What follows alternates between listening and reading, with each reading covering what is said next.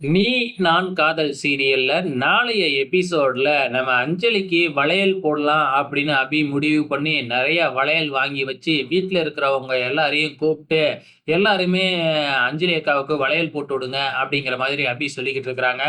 பாட்டியில இருந்து எல்லாருமே வளையல் மாட்டி விடுறாங்க. பக்கத்துல இருக்கிற முரளியும் கூப்பிட்டு நீங்களும் வளையல் போட்டு விடுங்க உங்க பொண்டாட்டிக்கு அப்படின்னு சொல்றாங்க. முரளியும் வந்து வேண்டா வெறுப்பா வளையல எடுத்து அஞ்சலி கையில மாட்டிக்கிட்டு இருக்கிறாப்ல.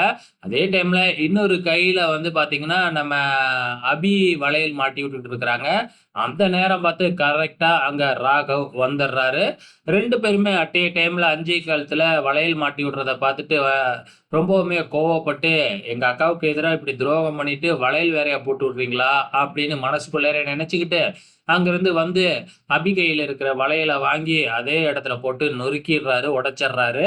ஸோ அந்த வளையல்லயே தெரியாம நம்ம அபியும் வந்து பார்த்தீங்கன்னா, கால வச்சுக்கிறாங்க. இப்ப கால்லலாம் வந்து ரத்தம் வர ஆரம்பிச்சுடுது. ஸோ இதுக்கப்புறம் நம்ம ப்ரோமோவையே பார்த்திருப்போம். ஸோ அனு வந்து ட்ரீட்மெண்ட் குடுக்கலாம் அப்படின்னு போகும்போது, "நானே மருந்து போட்டு விடுறேன்" அப்படின்னு சொல்லிட்டு அபிக்கு மருந்தெல்லாம் போட்டுவிட்டு பெட்ரூமுக்கு தூக்கிக்கிட்டே போறாரு.